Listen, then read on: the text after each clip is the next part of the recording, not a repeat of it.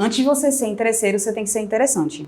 E eu acho que o maior erro hoje, dentro do mercado e na parte de fazer networking, são as pessoas, elas na verdade irem atrás de vou me conectar só com fulaninho ou só com ciclaninho. E esquecer que na verdade networking é sobre a sua capacidade de se conectar com pessoas em geral.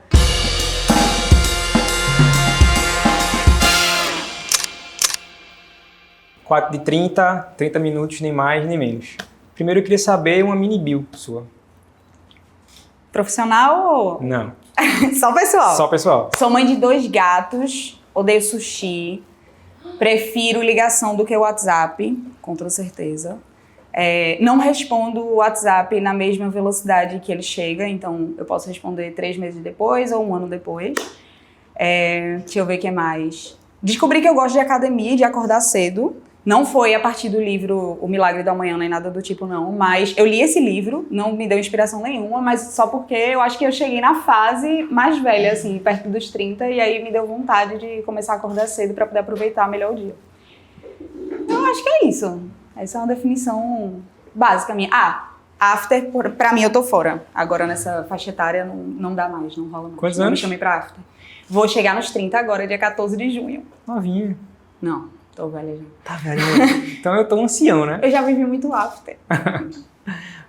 Como é que surgiu essa tua jornada dentro da comunicação? Eu acho que a comunicação foi uma coisa muito natural, geminiana, né? Meu signo. Então, eu já falava demais. E eu queria conversar com muitas pessoas e eu acreditava que comunicação era apenas sobre isso. Desde pequenininha mesmo, eu via anúncios de publicidade, a minha mãe me explicava o que era um publicitário e eu queria ser publicitária, de todo jeito. Eu não sabia nem o que fazia. Então, desde muito pequena, eu fui estimulada a buscar a criatividade, a me comunicar cada vez mais. E aí, eu acho que a comunicação, ela veio muito disso. E também de eu ser cara de pau. Eu sou muito cara de pau. Então, tipo, todas as coisas que eu vou atrás, eu consegui muito em função dessa cara de pau. Tá. Me diz uma coisa.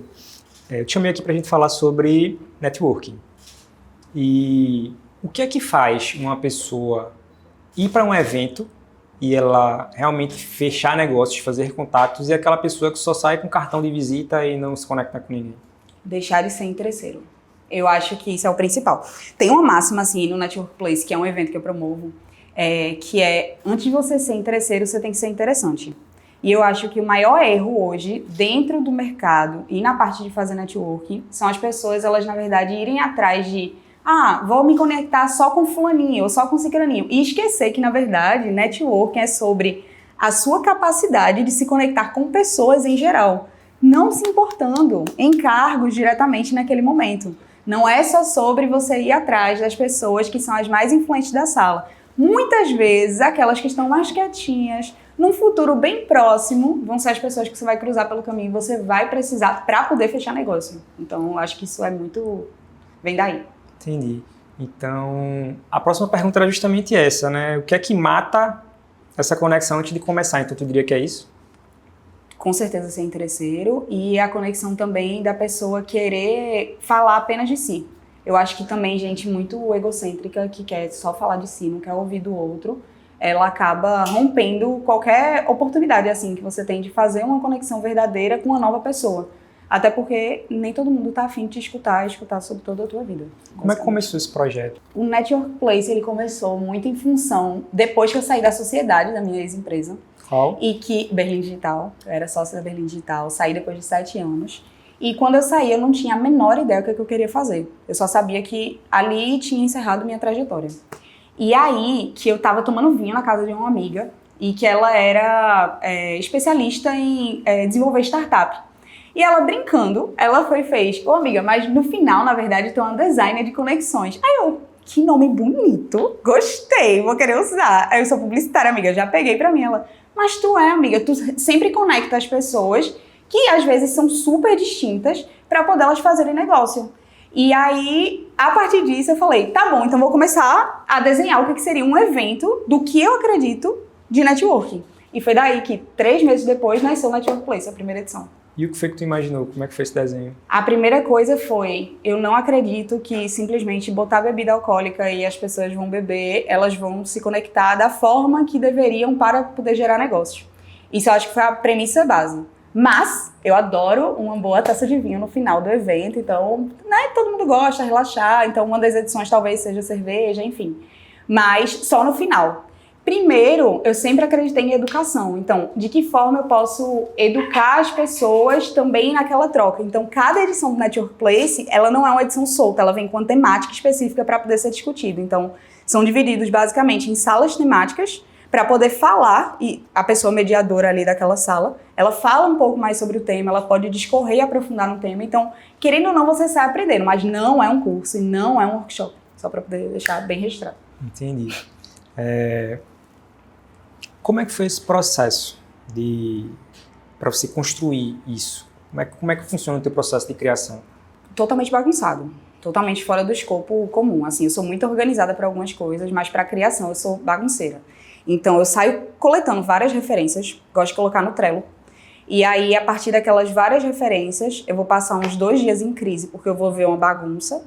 E depois eu vou abrir provavelmente um Miro, vou jogar tudo lá, ainda não vou me entender. Vai abrir o quê? Um Miro. Que é um Miro? É uma ferramenta de... Deixa eu ver se eu tenho como te mostrar. Mas é uma... É tipo é um grande moodboard, assim. É uma tela em branco, na verdade. Certo. Mas o pessoal usa muito pra fazer e desenhar coisas de design. Tá. E aí eu jogo tudo lá, basicamente. Separo coisa no Pinterest, separo coisa no Instagram, pego os links de tudo, mas tudo é uma grande bagunça. E aí foi isso que eu fiz com o Network Place. Saí pegando referência de eventos fora do Brasil, no Brasil, em outros locais, como é que funcionava, quem eram as pessoas normalmente que se conectavam. E aí eu entendi que essa questão de fazer o design dessas conexões, os participantes não poderiam se inscrever aleatoriamente. Então tem uma premissa base no Network Place, você só consegue comprar ingresso se você passar numa entrevista de fit de intencionalidade. Tipo, você tem intenção para aquele evento e que ela tá com match com os demais participantes. Aí todos os participantes, eles são analisados um a um para poder entender o que eles querem, o que eles estão buscando. E aí, dentro do próprio evento, a gente faz essas conexões, colocam eles nos mesmos locais para poder eles terem a oportunidade de se conectarem. Tudo é muito assim. Que massa. Então quer dizer que mesmo que a pessoa queira pagar, mas você vê que nessa pré-seleção ela não está apta, ela não vai? Não vai. Aí ela vai, educadamente, né? Claro. Não negando dinheiro, galera, eu gosto muito de dinheiro, mas...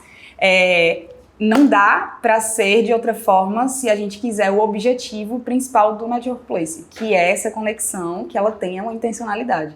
E aí meio que é um filtro. Mas, às vezes, por exemplo, tem gente que é do setor. Nessa última edição a gente fez de marketing político e veio uma moça que ela era secretária de política. Ela era secretária de vários políticos, já tinha um tempo na comunicação. Só que o objetivo dela estava desalinhado. Ela queria encontrar com políticos e pré-candidatos políticos. No evento a gente não tinha. Então, assim, não teria o que ela estaria esperando e, ao mesmo tempo, ela não estava disposta a trocar de outra forma. Então, não fazia sentido para a edição. Corretores que tentaram ir para poder tentar vender Prudential. Não pode. Naquela edição, não. Mas aí, talvez tenha uma edição no futuro que caiba. É basicamente isso. Então, quer dizer também que você usa esse filtro para, teoricamente, tentar montar outras edições também ou não? Montar outras edições também, até para poder a gente conseguir não perder aquele cliente adquirido, né? Porque senão o custo de aquisição é altíssimo. É um evento caro para poder rodar, mas que ele tem o propósito de ter uma experiência sempre muito diferenciada. Então, um coffee break, que ele é feito todo manualmente. Nessa edição tinha camarão, pô. Então, assim, né? Não sei o investimento que a gente faz para poder ter uma experiência legal. O brinde no final a gente faz também. Então tem várias etapas de experiência, mas se eu contar demais, aí acaba com a experiência para quem, né? Perfeito.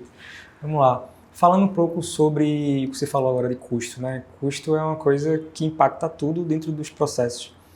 O que é que mais impacta de custo dentro da tua produção?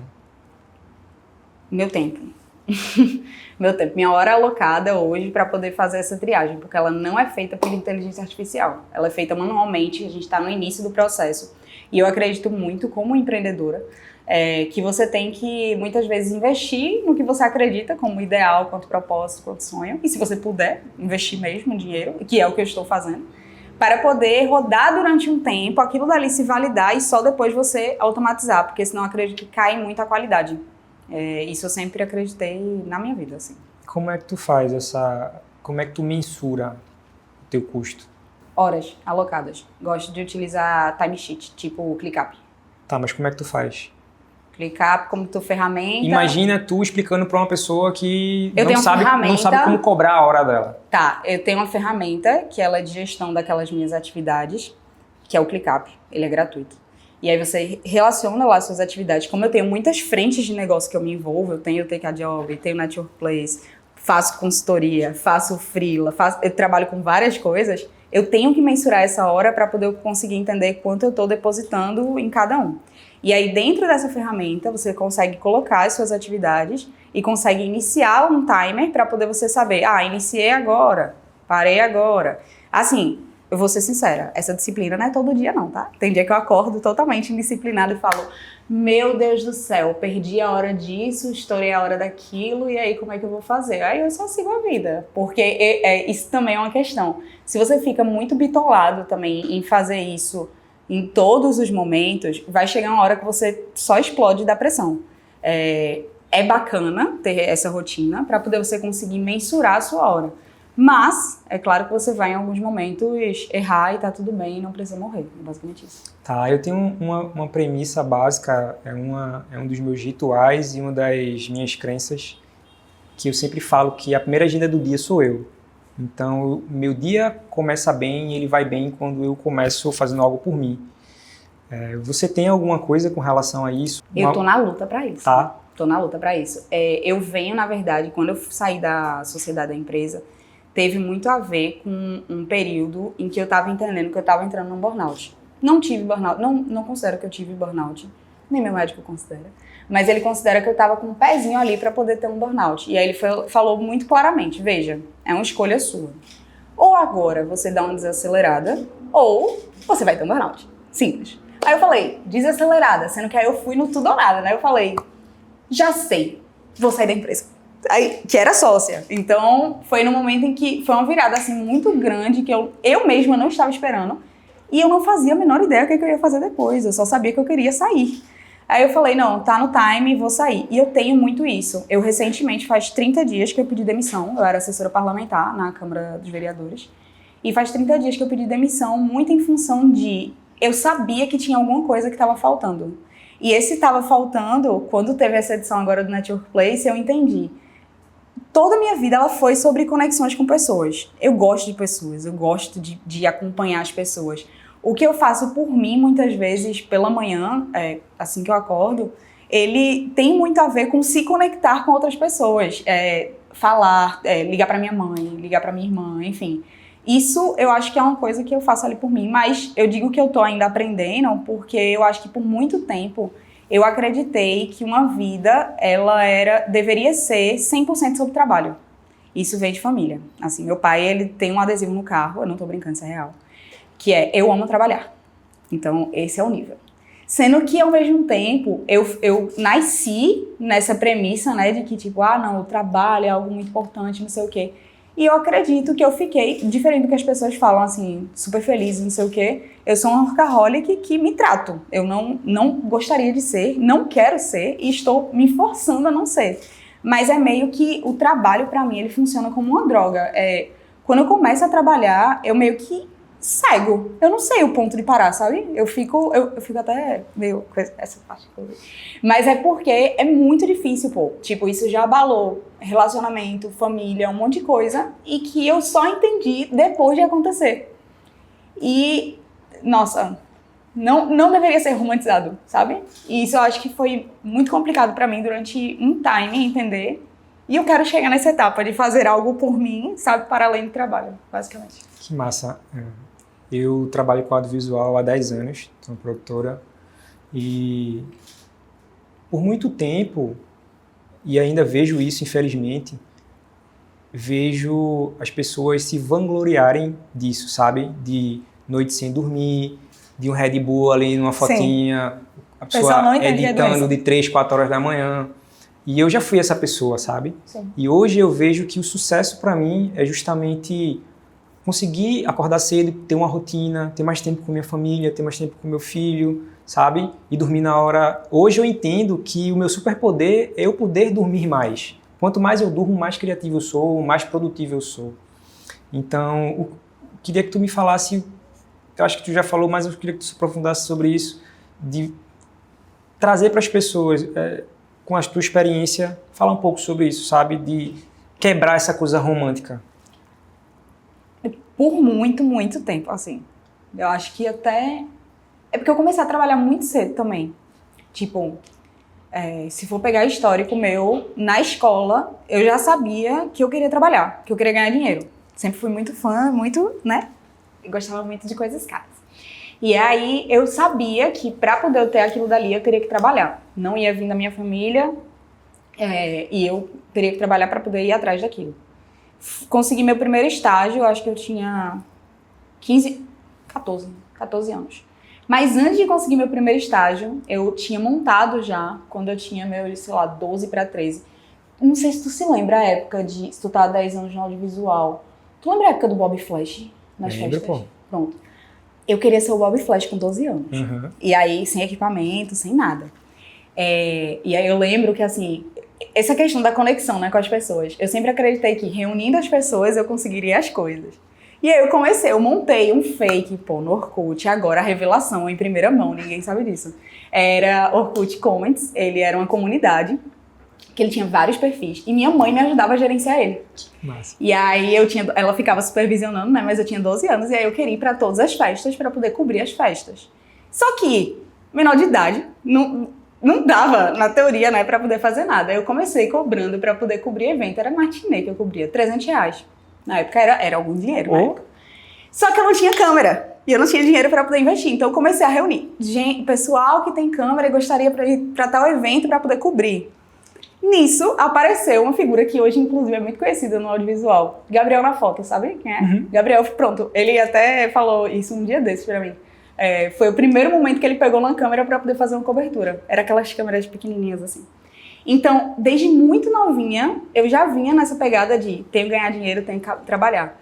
Quando eu era já primeiro ano, eu já não queria mais estudar. Então, eu fui e falei pra minha mãe, realmente eu quero trabalhar meu dia inteiro.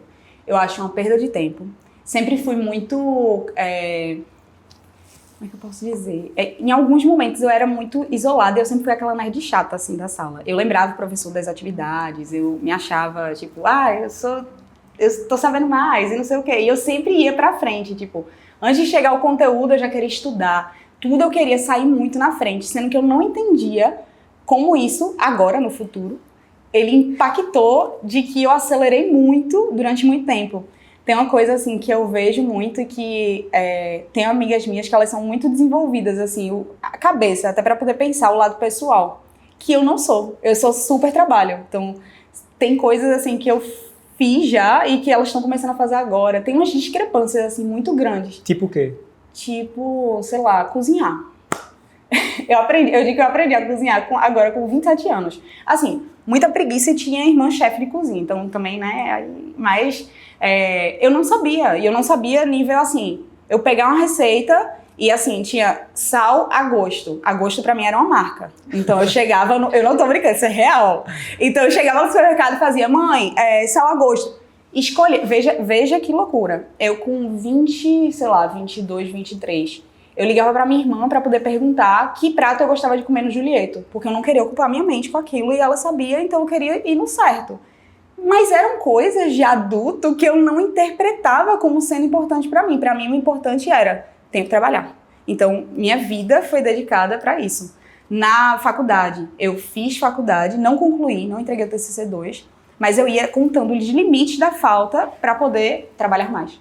Então, tudo foi muito em função disso. Que essa conta, ela só chegou em 24, que foi quando eu saí da sociedade. Que aí foi quando eu falei, eita, deu ruim. E aí, bum. Me diz uma coisa, voltando para a coisa da conexão. Qual foi a conexão mais improvável que já gerou um grande negócio para você? Provável. Deixa eu ver. Poxa, tiveram várias. Mas essa aí eu vou falar. Minha digníssima esposa vai ficar com ciúme, mas aí eu vou ter que falar. Porque essa daí é engraçada. Eu fui fazer intercâmbio quando eu tinha alguns aninhos atrás. E aí eu escolhi o local do intercâmbio. Lembra, minha cabeça de viciada em trabalho. Eu escolhi o local do intercâmbio, o local que era propício para os negócios que eu estava trabalhando no momento, que era o setor de iGame. O setor de iGame, ele roda com paraíso fiscal em Malta. Em Malta tem muitas pessoas que trabalham com cassino e iGame. E aí lá, eu ia pro Tinder para poder captar leads de clientes. É real. E aí, tipo, trabalha com iGame. Aí eu marcava. E o jantar era literalmente para poder falar de trabalho. Eu estava focadíssima nisso. E fechei contrato. Então, eu acho que isso foi o mais improvável de todos os improváveis, assim. Caramba, realmente... Eu tô falando é vício, pô. Vício não controla, não. Mas hoje em dia eu tô mais controlada, sem Tinder, casadíssima. Então, o que é que vale mais? Ter um bom produto ou conhecer as pessoas certas? Eu faria numa proporção de 60 para conhecer as pessoas certas, 40 para ter um bom produto e depois se desenvolve. Essa seria a proporcionalidade assim que eu enxergo. Ou seja, conhecer as pessoas certas, elas, né? Eu ia perguntar para você como é que você lida com as coisas das redes sociais, como é que você gera conteúdo, mas eu sei que tu é uma pessoa que não tem problema para falar, nem problema para se comunicar, mas dentro desse processo tem alguma coisa que ainda te bloqueia? Tem. Posicionamento político, principalmente. O que rola? Eu me identifico, eu sou uma mulher LGBT, que me identifico como centro-esquerda. Sendo o que acontece? Eu trabalho com marketing político. E para mim, trabalho é trabalho. Então eu trabalho com todos os partidos, de vários pensamentos diferentes. E que muitas vezes divergem do meu e tá tudo bem, eu sei fazer meu trabalho de forma isolada. É meio que assim, você racha a sua cabeça e aí você trabalha de um lado e do outro lado é o que você acredita. Mas ao mesmo tempo que você acredita, às vezes você consegue, né, colocar ali. Mas por algum tempo, eu não quis falar disso abertamente, porque sempre gerava uma treta com meus amigos. Sempre. E aí eu era colocada dentro de uma bolha da qual eu não pertenço, e eu ficava muito puta com isso. Eu vou falar palavrão, tá?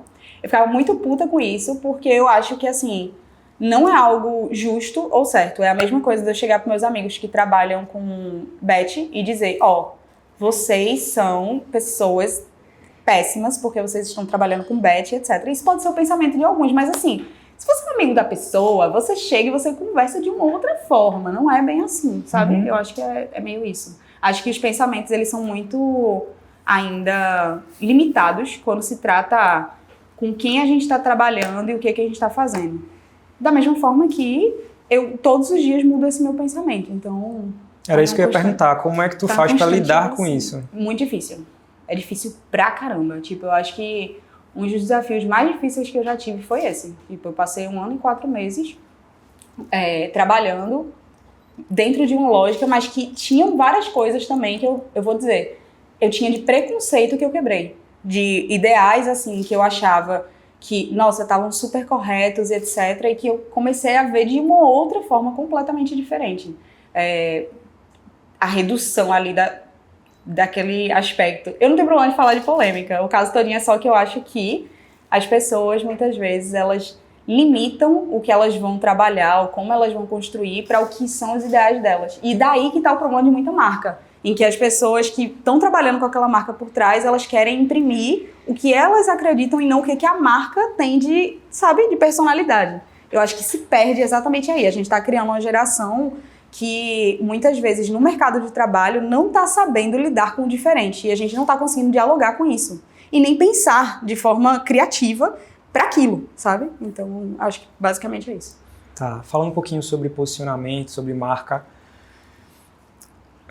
o que é que tu mais encontra de dificuldade hoje para passar para os teus clientes? A importância de se posicionar, a importância de saber que não dá para falar sobre tudo, que posicionamento não é o que a gente fala, mas sim a percepção que o outro tem sobre nós.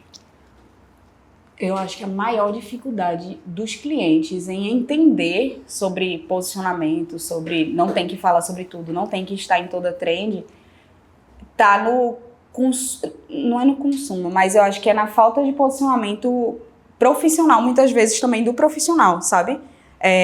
Eu jogo muito aberto, sempre que eu vou lidar com o cliente. E hoje também eu já tenho um tempinho de mercado, já passei por algumas coisas para poder eu conseguir chegar no cliente e falar, véi, você tá falando merda.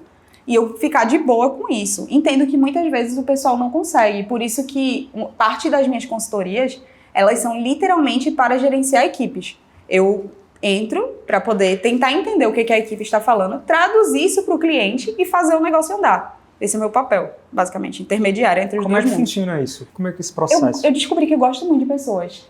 Muito assim, tipo, no nível de eu podia escutar elas e a gente poderia ter uma troca de seres humanos que quando eu tinha 22 anos eu não sabia que existia. Na minha cabeça era, existem ordens a serem cumpridas e as pessoas vão cumprir e tá tudo certo. Sendo que aí depois eu entendi que existe uma lógica de troca. E essa consultoria, ela meio que funciona como... Eu sou uma intermediária entre, justamente, aqui na ponta tem o cliente e aqui na ponta tem a equipe. E esse diálogo aqui, ele tá difícil de acontecer no que a gente está vendo hoje de mercado. Muito em função de que a gente tem uma geração que eu não digo que ela é mais chata, mas ela é mais crítica quanto a formatos de trabalho, quanto a entender seu valor, inclusive, e a dizer, tipo, não vou trabalhar por isso. E o cliente na ponta não entende, porque ele passou a vida toda sendo sangrado dessa forma. Então ele quer imprimir nas pessoas, se eu passei, aquela pessoa tem que passar também. Eu penso numa lógica totalmente diferente. Se eu passei, que bom que essas pessoas não vão passar. Agora vamos tentar um meio termo aqui, não é sobre tudo ou nada. Vamos explicar para as pessoas também qual é aquele propósito que você está fazendo. Tu aprendeu isso na prática, tu aprendeu isso estudando? Na prática, depois de ser cancelada 2 vezes. Totalmente cancelada. Tá? Por quê? Planilha das agências, pode ver lá, tem meu nome lá mencionado.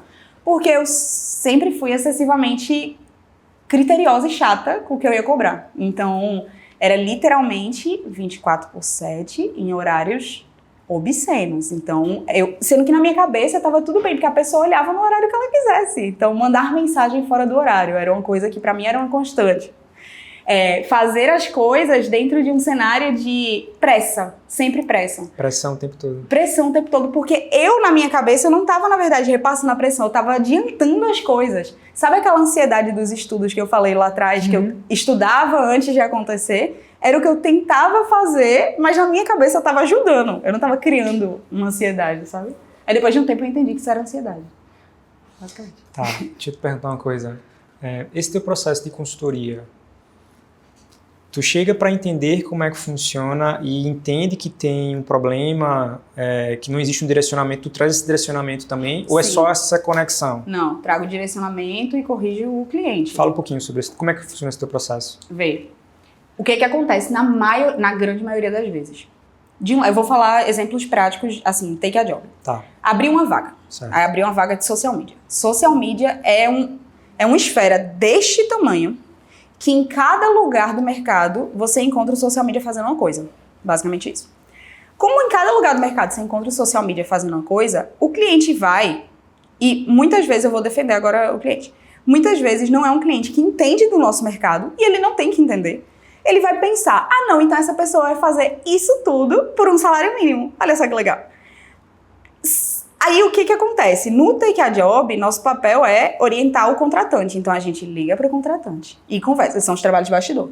E conversa. Querido, vê, essa tua vaga está totalmente fora da realidade. Vê, a personalidade de uma pessoa que ela vai fazer conteúdo em tempo real, para a personalidade de uma pessoa que ela vai fazer só edição de vídeo e ela não consegue aparecer, ter muito contato com gente, são totalmente diferentes. Não dá para a gente colocar na mesma pessoa. Até porque o tempo é um só. Então não dá tempo de fazer isso tudo. E aí a gente vai meio que corrigindo essas etapas.